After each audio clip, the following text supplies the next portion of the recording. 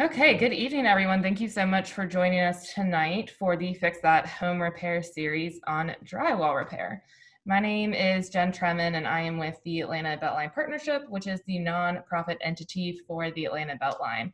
This series is part of our home repair workshop series, which is a set of workshops that we partner with great organizations around the city to deliver informational workshops for homeowners and renters. Past topics have included renters' rights, how to appeal your tax assessments, and much more. I am absolutely thrilled to be partnering with the Atlanta Community Tool Bank, Atlanta Land Trust, and House Proud this fall for the Fix That series. This is a set of workshops that you can see on your screen that teaches you basic home repairs and how to be safer inside of your home.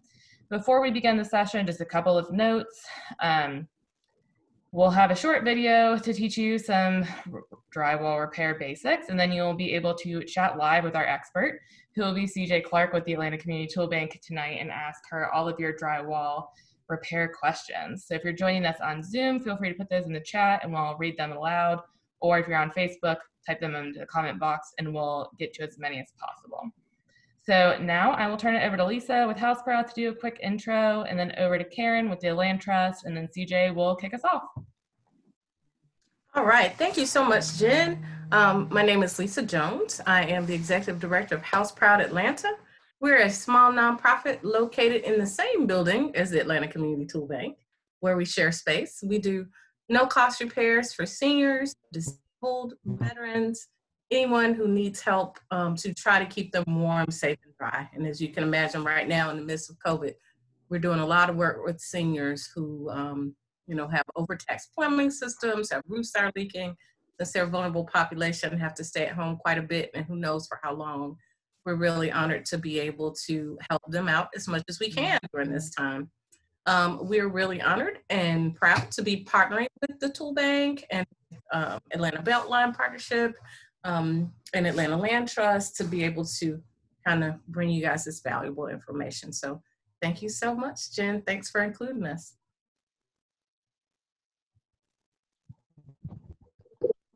Hi, good evening, everybody. It's Karen Babineau. I'm the Stewardship Manager with the Atlanta Land Trust, and we are also located inside the Beltline Partnership office on Krog Street.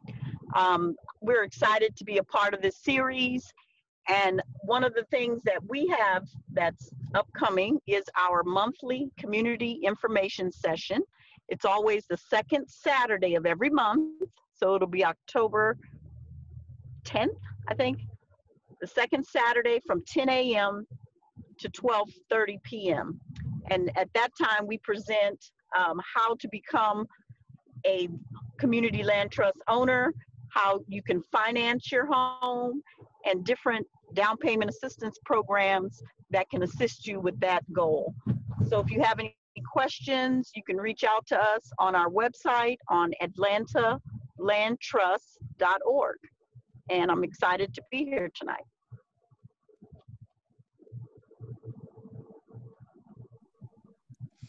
Hi, everyone. My name is CJ Clark, and I'm very excited to be here tonight, too.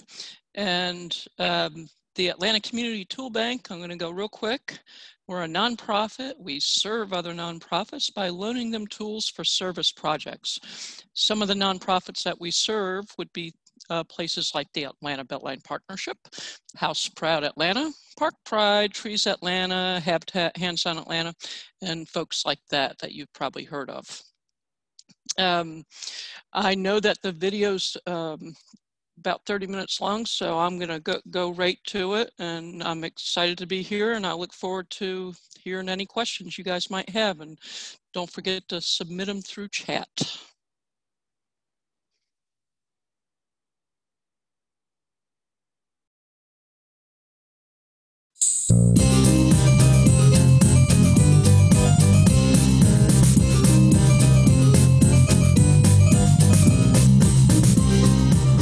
Welcome to the Atlanta Community Tool Bank Tool Training Center. Today, I'm going to show you how to do 3 different basic patches in sheetrock. The first one would be for a hole no bigger than about an inch, kind of like the size of a hammerhead. This process will simply be filling and taping. The second will be for holes about the size of a doorknob, or even a little bigger. This is called a hot patch. Don't worry, no heat is involved. The third will be for all larger areas, where you will simply attach new sheetrock to the existing studs and then tape.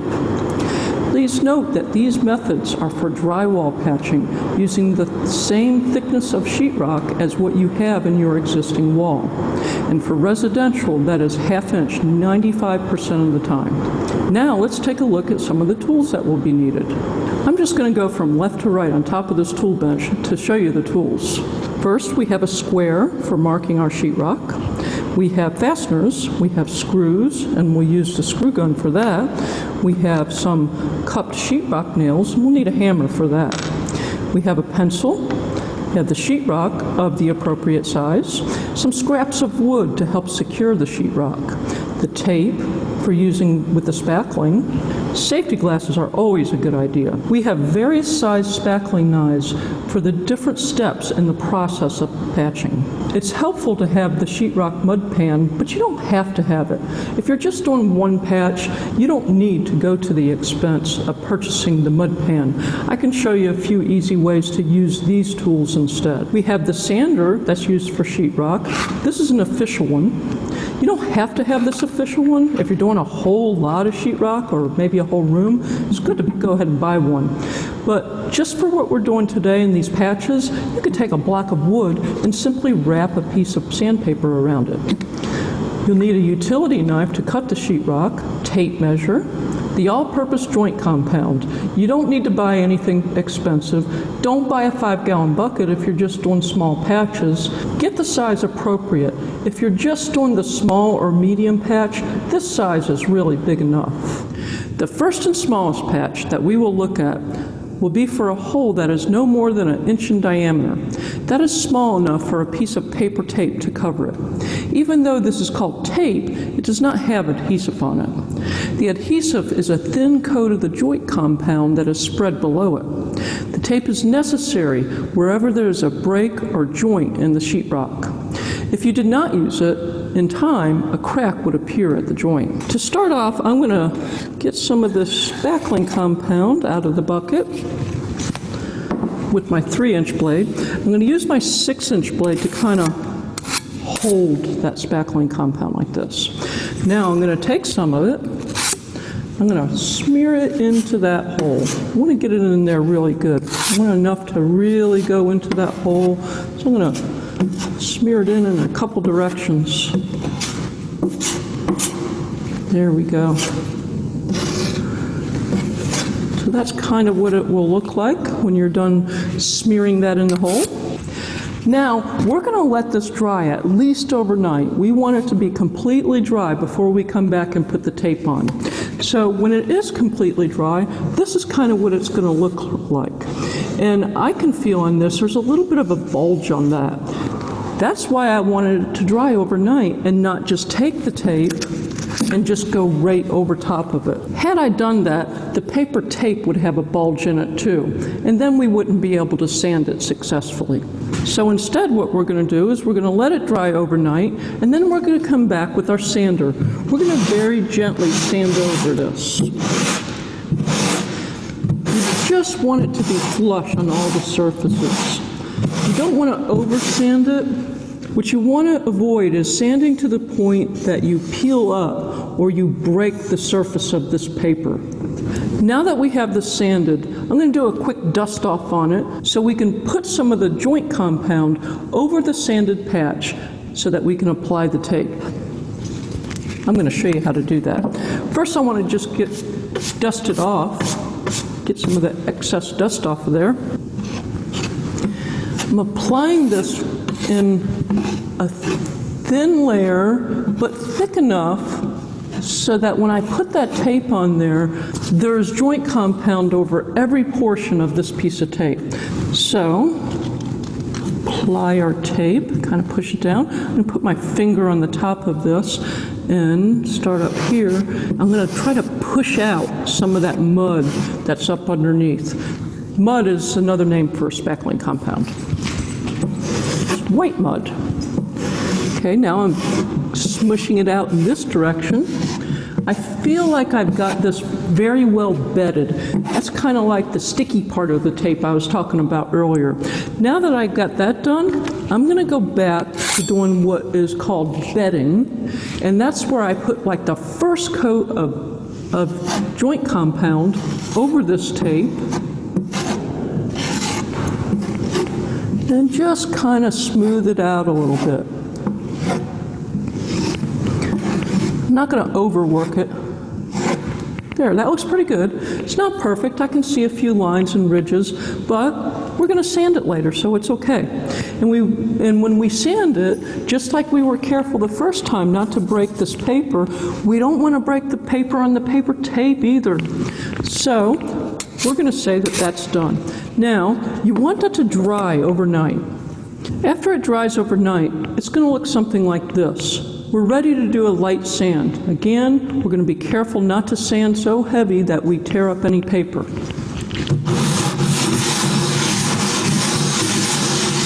Kind of get these edges.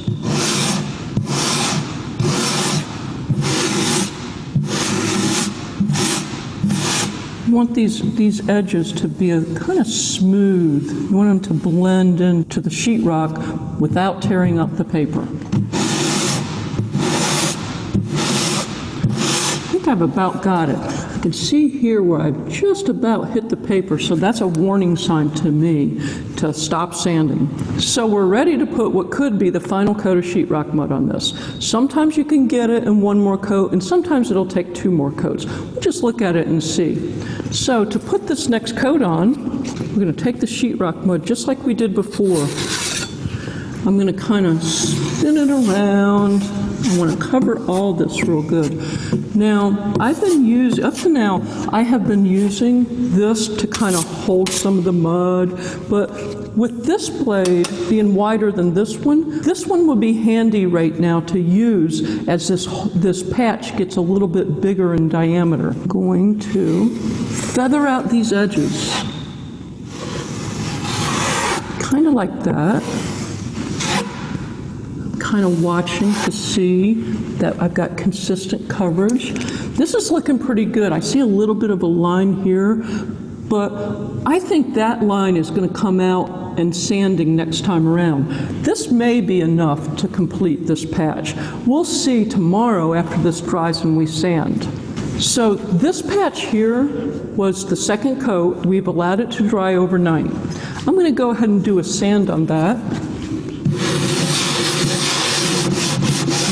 Gentle, circular motion.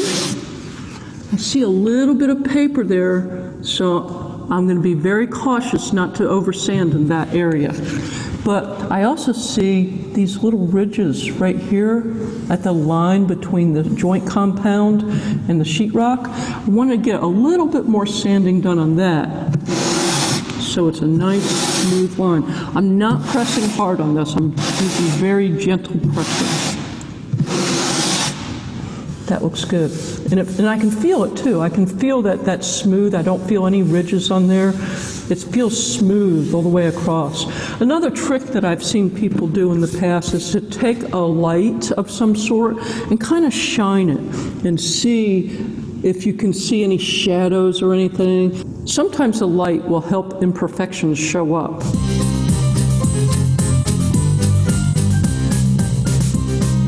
The second patch we will do, I call a hot patch. I've heard it called many other names like butterfly patch, California patch, or even Dutchman's patch. For this and the next patch, you will need a sheetrock saw kind of like this one. The procedure for this patch is to make your hole into a nice, easy to cut square. Then, to cut your piece of patching sheetrock larger so that you have paper flaps to cover your joints. That may sound a little confusing, so let me show you how it's done.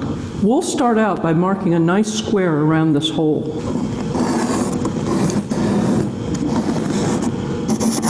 We're going to cut this out. We're going to use our sheetrock saw. The procedure that I like to use for this is to cut into the corners and to then use the utility knife to score and snap.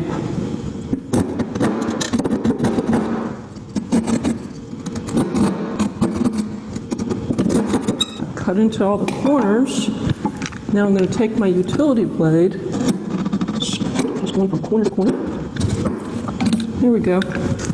Now we got a nice square.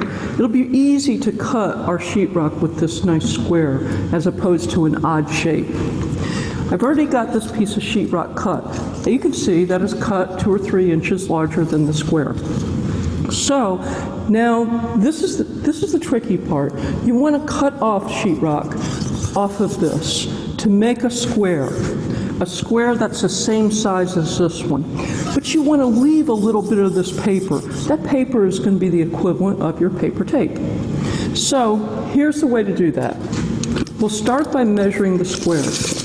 Just under 3 inches by 3 inches. And this is 6 inches. That means we can have about 1.5 inches around each one of the sides. So I'm going to measure 1.5 inches off of the bottom. I'm going to draw a line. I'm going to score. When I do the score, I'm going to do it on the back of the sheetrock. This being the front of the sheetrock. You see the color is the same. Okay? I've scored it.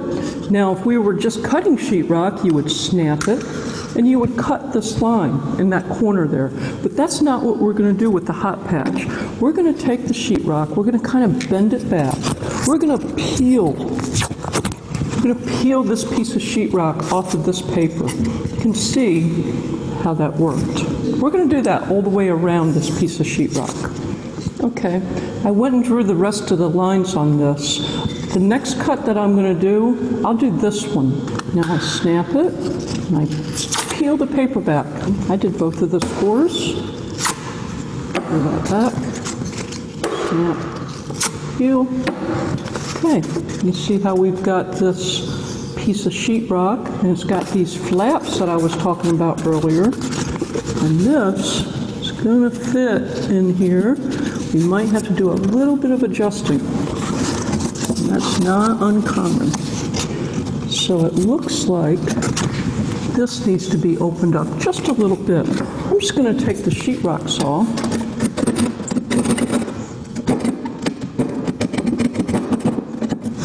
And that worked. That fits right in there.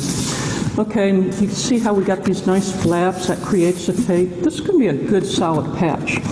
Okay, the next thing that I like to do is I like to put some wood backing inside of this hole. It helps this to not vibrate, helps this to not at some point do any cracking. I've seen people do these patches and not put any wood backing on this. So it can be done, but I always feel a little nervous that it could crack out in the future. So I'm going to show you how to put a piece of wood in there as a backer. All you'll need is a few screws and any kind of a scrap of wood. I'm using a piece of plywood. It's about 1/2 inch thick. So you should be able to take this piece of plywood, push it through the hole, and then hold it in place with one hand. With the other hand, you're going to take your I'm using 1 5/8 drywall screws. That's a good size. You can probably get away with 1 1/4 also. Hold this board really tight.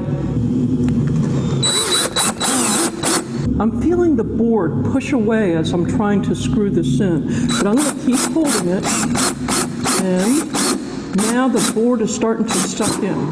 That's what we want. Okay, it's tight now. I didn't over install this screw. I've got it so it's just barely below the surface, but not really breaking the paper. There we go, nice and solid.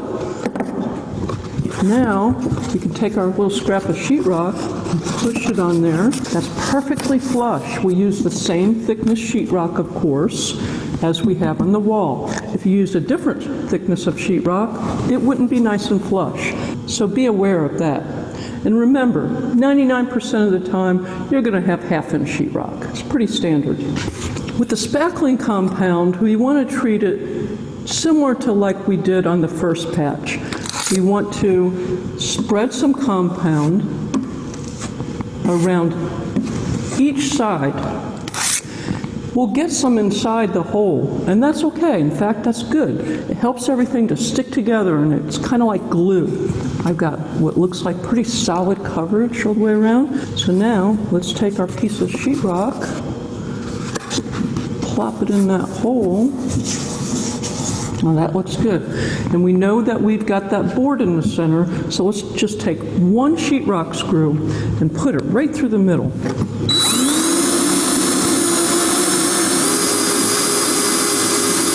I know that's spinning, looks a little crazy, but I'm going to let it do that until it gets close, and then I'll stop it.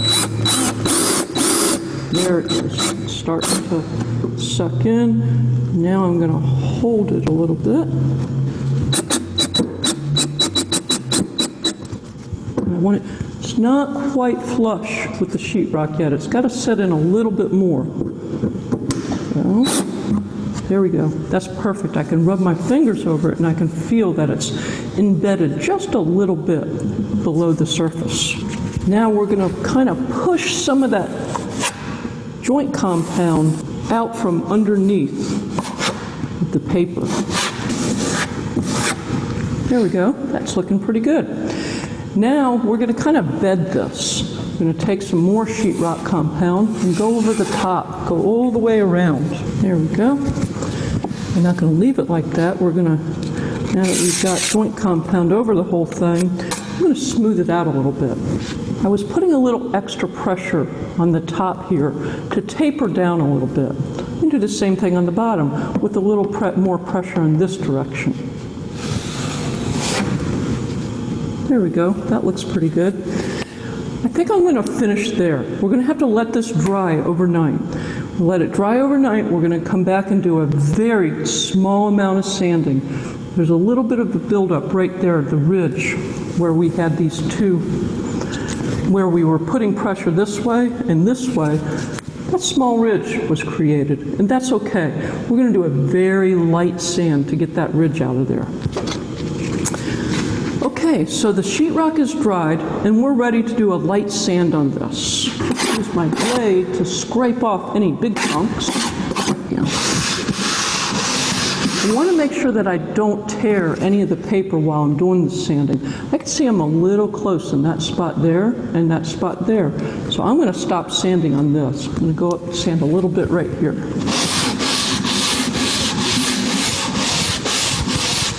Okay. Same thing there. I can see a little bit of the paper starting to come up. So we're going to stop sanding. Although there's a little ridge right there. I'm just going to sand a little bit on this. A little bit on this side too. That's it. That wasn't much sanding, but that was enough. That's all you need to do. Don't over sand. Okay, now that we've got this done, we're ready to do another coat of the sheetrock mud.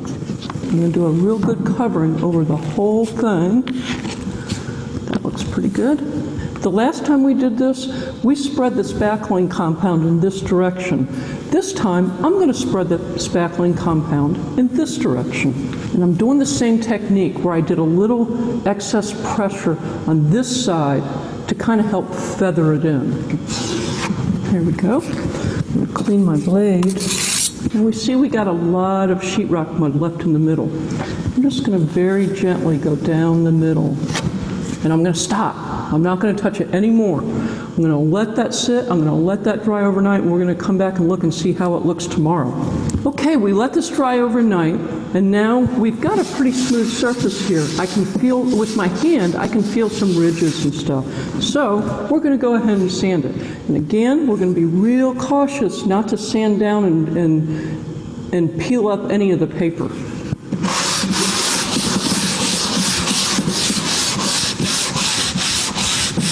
I can see a little bit of paper poking through right there. So I want to feel on this. It feels pretty smooth. I don't feel any ridges. So, well, wait, there might be a little ridge right there. I see a little line right there. Do a little bit more sanding. Up in here. I'm going to avoid that spot right there.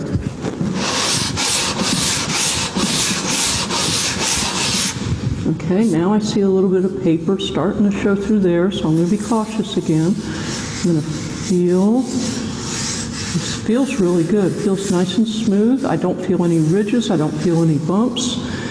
And mind you, this is a small piece for demonstration purposes, and if it was a larger wall, you would probably get to where the tapering place is onto the bare sheetrock. So check those places. You want to do some light sanding on those, not too much. I mean, just like this, you don't want to sand down and you don't want to disturb that paper. So if you find there's a ridge that you can't get out with sanding without hurting the paper, go ahead and do another little skim coat of sheetrock mud over that area.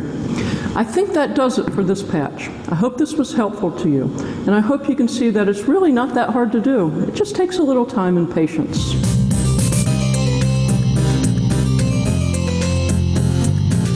The third and final patch that I will show you is for anything approximately a foot or larger. The process for this patch is to cut a square hole around what needs to be patched, making sure that at least 2 studs are available for fastening the new sheetrock. Then taping and finishing the joints. We'll use the same tools that we used for the last patch. Okay, this is the hole that we're going to patch. We're going to start out by making a nice square hole around this patch, something that we can easily cut out of a piece of sheetrock and easily patch in. So we know that there's a stud right there. We know there's a stud over here. I'm going to go ahead and draw a straight line here and here so that we can get the cuts going and get this patched. This is not long enough. Find whatever kind of straight edge you have laying around to make these straight lines.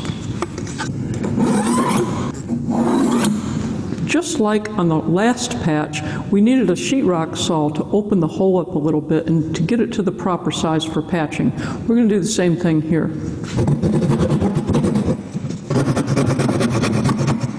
It's very easy, can't you tell? Now that we have the horizontal cuts done, we can use a utility knife to help score a little bit, and we can cut in sideways with the sheetrock saw to get down to that stud. Okay, so while we were cutting with the sheetrock saw, we reached a point where we hit the stud. So we know the stud is right there. I'm going to go ahead and put a little mark right where that stud is. So the stud is right there. I'm going to use this flat side and go against that. We got the other side of the stud here.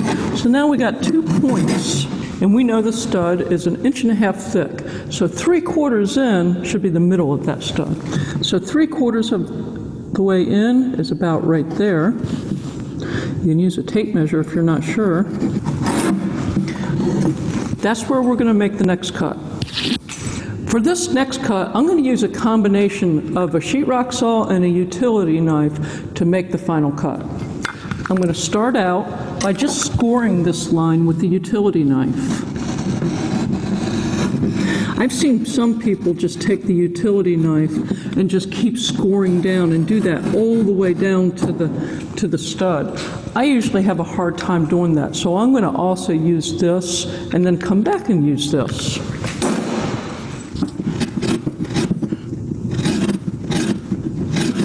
The nice rough edge on this sheetrock saw really digs in. Now I'm going to go back and finish it with this utility knife. Here we go.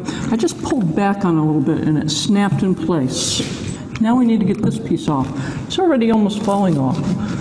There just happens to be no fasteners right here, so this is going to pull right out of here. I'm going to clean up some of the rough edges. Get this corner cleaned up real good. We want to make sure our new piece of sheetrock sits in nice and flush.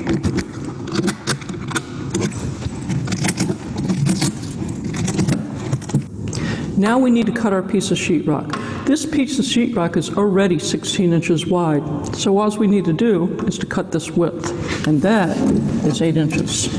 Marking it in 2 places. I can use this straight edge to score the line too if I want. I'm just going to freehand this cut with the utility knife. Second cut, you don't usually need to. Okay, now we want to snap it back. Bend it, On this crease here, I'm going to cut it. And while I'm cutting it, I'm going to be careful not to direct this utility knife towards any body parts. Now let's do a dry fit before we secure it in. That's perfect, it fits right in there. Okay, we're going to go ahead and screw it in. If this was a larger hole and there was maybe a stud in the middle, we would want to take and mark the studs before we put this piece of sheetrock in. That way, if, say for instance, if there was a stud right here, I put my 2 marks in. Once I put my piece of sheetrock in, I wouldn't be able to see that stud, but I can see those 2 lines.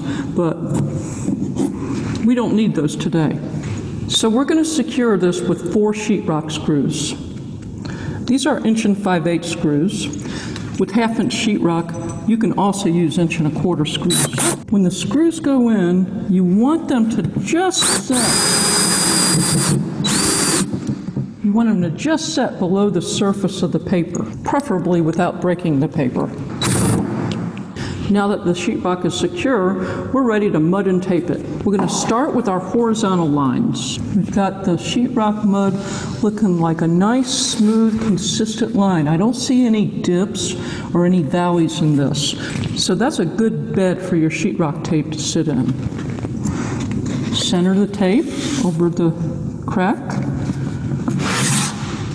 Take your blade, push it next to the sheetrock, and pull your tape up.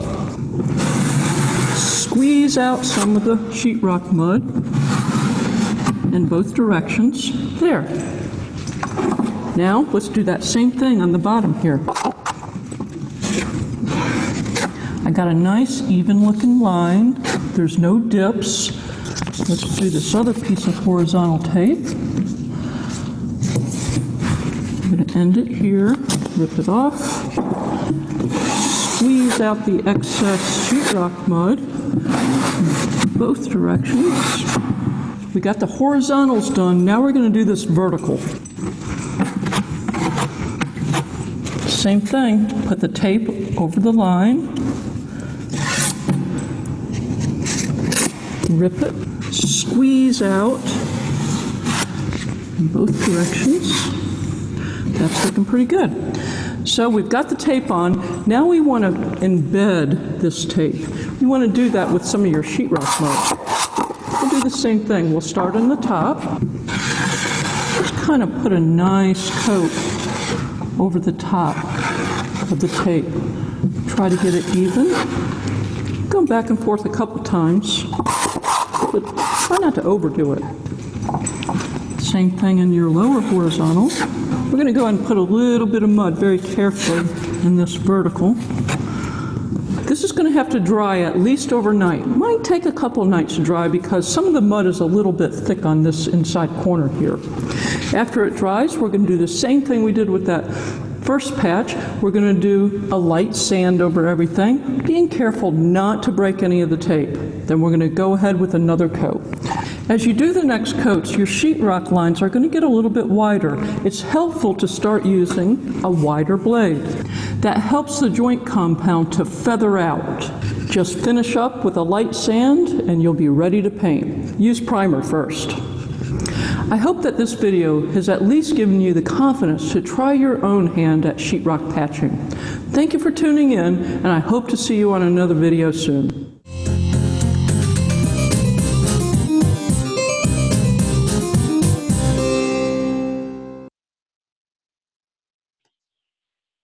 Great, that was excellent. I feel like I am confident and can do some drywall repair. So does anyone have any questions for our lovely expert, CJ? Just go ahead and type them into the chat box.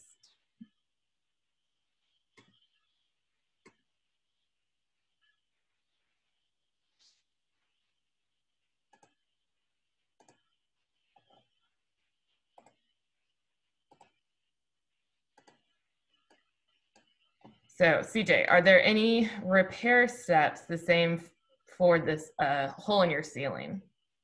Are there any what? Are there repair steps about the same for a ceiling hole? Oh, for ceiling hole. they're really the same thing. You're talking about, you're going to have the same thing behind your sheetrock up there. The only possibility is that if you have an attic that you're going into, you might have some insulation in there, and some of the attics have that blown in insulation. So that might be something to just be a little bit aware of, that while you're cutting that hole, a little bit of that insulation might fall down on you. But yeah, but everything should be the same on the ceiling. That's a good point. So yes, we did record this video and we'll send it out tomorrow. So feel free to rewatch it as you go along. You can watch CJ as you do your spackling. So we'll send that out tomorrow. So would you be able to say when it is best to use a joint compound versus spackle? Is that a trick question? To me, they're the same thing. And I've got all-purpose joint compound, and it's what I always use. And to me, I don't know a difference between joint compound and spackling. And so I apologize if I'm not answering that question correctly, but I've used that term for joint compound spackling either way. So I hope that answers your question. When in doubt, just use what CJ uses. She is our expert. He also said he didn't know the terms are interchangeable, so thanks.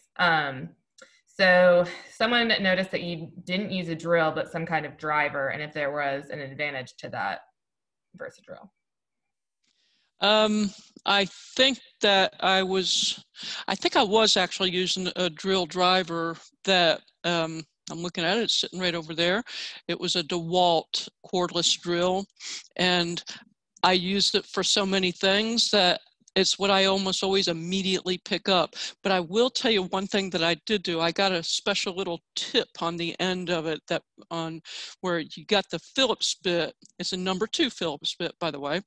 And then there's a little round rim around it that helps the sheetrock to kind of push in a little bit when you push that screw in. And it kind of helps to keep you from breaking the sheetrock. Great. And those are available at Home Depot, and I don't think they're very expensive. If you're only doing one little patch, I wouldn't go to the expense of getting that. If you're doing quite a bit of work, it's probably worth going ahead and getting that tip. But I have seen people use, to go back to your original question, I have seen people use an actual drill on for setting the screws in the sheetrock. The danger of that is the button on it. It may keep spinning pretty quickly, and you may end up driving that screw all the way through your sheetrock and into the stud, and that's counterproductive. So if you are using a regular drill, make sure you got some kind of setting that you can set down on the drill, a torque setting or a speed setting, so that you can tap it. I don't know if you noticed when I was using the drill, I would kind of tap on the trigger some, and to try to control when that screw was getting kind of close to the sheetrock, I wanted to make sure I slowed down. I hope that answered your question. Great. So next we have, if the sheetrock was painted like you find in a finished room, would the process be more difficult so you don't disturb the painted surface? And follow up to that, any tips for a final repainting? Good questions. Don't worry about disturbing that paint, because you have no choice but to disturb the paint. You're going to have to do a little touch up if you're doing that kind of patch. Even with that small 1-inch patch, you're going to end up doing some kind of a touch up. So so then that gets into, well, if I'm going to do that, then what do I do for matching my paint? And I do have to say that I have found that the color match at Home Depot, it's pretty good. And I've gotten very good results from it. But if you're doing a patch on a wall and you go to touch it up, and you go the next day, you're looking at it and say, man, I can see right where that is. That color just didn't quite match right. And that does happen sometimes. And hey, that's difficult. But the only way that I know of to overcome that is to paint that one whole wall. And hopefully it's not a huge wall. Oh, best of luck with your painting. So let me see. What grit sandpaper did you use in the video? The grit that was on the actual sander, which was this sander right here, it's actually 120. And 120 is a pretty good grit for the sandpaper. You could, I find that people that when they initially start doing sheetrock work, they tend to overuse the spackling joint compound. They put it on a little thick and a little heavy. And that, if you do that, that's more you have to sand off. So I have seen people go all the way down to 80 grit, which I think is a little bit on the rough side, but that could potentially make it easier to do maybe your first sand and to get any excess mud off. But go up to at least 100, 120 better. Great. So this may be our last question, looking at time. Do you have any recommendations for fixing a drywall that was damaged due to a water leak? Yes. A lot of time that's in a ceiling, so it's that overhead work that hurts your shoulders. But I'm going to talk about it as though it's a wall and you're looking straight at it. You'll see discoloration when there's water damage. That almost always happens. You want to make sure that you remove any sheetrock that's compromised. If the sheetrock is loose in any way, you need to cut it out. If the damage is like you can push on it and it's a little flaky or anything, you need to go ahead and remove a section. And the way that I did that large patch, you notice the way I just took it, cut a square out. Just do something like that. Cut the square, make it so that it's as even as possible so that it's easy for you to cut that piece of sheetrock you're going to replace it with. I try to make sure that there's at least one stud, maybe two studs where I'm doing that patch. And if there's not, and you don't want to go any further over on the sheetrock for whatever reason, just take a scrap of wood like I did on that the hot patch. I took a little scrap of wood that I was able to push inside that hole. I was able to hold it and then screw into the top, both sides of the sheetrock, and then the patching piece of sheetrock you can screw into that patch of wood. And then it's just a matter of doing that taping. And when you're doing your taping, I like to do my horizontal lines first. If you have a lot of lines, like you got a line horizontal here, a line horizontal there, do those day one. Maybe day two, do these lines that go this way, up and down. When you first start doing sheetrock work, that could potentially make it easier for you to get everything feathered in until you get used to the techniques of using the sheetrock blades. I hope that was helpful. Great. So I'm going to do one more question and then wrap up. So this person says sometimes their patch can be smoother than the wall or area that they are fixing. And if you have any tricks or tips to match the roughness, quote unquote, of the existing wall. Yeah. My guess is you could be working on an older plaster wall. And I've seen people do sheetrock patches on, and I used to do it too, because the plaster patch is a whole nother animal. It's very difficult to do.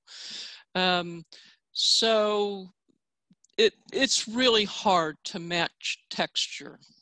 That's a specialty. Sometimes you get textured ceilings, and you know, that's a specialty too. If you do a patch on a ceiling and you had either a popcorn ceiling or some kind of a texture on it, you got to try to match it. Sometimes that's a little hard, but there are techniques. And my suggestion is to Google that ceiling textures, if that's what you're talking about. Sounds like you're talking more about a wall though that could potentially be older plaster wall. And you can try to model things a little bit, but you got to do the sanding. You got to sand on it. So, you know, maybe try to make the smooth part bigger, if that's acceptable to you, so that you got more smoothness around that patch. Maybe you want the less smoothness. I love the look of old plaster walls. So for me, I try to do plaster patch. If I got to do a patch, a small patch on a wall, and there's no way for me to get that same look, I will often just skim coat the whole wall. And what that means is to do a skim coat, you're literally taking a larger sheetrock blade and just going over the entire wall. Do horizontal one day, do a sand, then do vertical the next day. So, probably not the answer you wanted. That sounds like a project, so good luck if you choose to do that path. So I'm going to answer one final question that I've been loving to end these workshops with, is if the tool bank will rent to locals instead of nonprofit organizations. And do you want to answer that, CJ, or do you want me to? Let's both answer it. I'll start off by, in general, the answer is no. I'm sorry. We can only loan tools out to nonprofits. But there is something special coming up for you guys, and now Jen's going to tell you about that. So we're very excited to be working with the Tool Bank to allow homeowners such as yourselves to rent tools for your projects if you have attended our workshop series. So tomorrow when I send the video, you will get more information on how you can sign up for that and how you can rent tools from the Tool Bank as not a nonprofit. So it's very exciting that we're able to do that. And that is it. Thank you everyone for your time tonight, and CJ for your wonderful instructions. I feel like I'm confident to not only cut a hole in my wall, but now I can fix it.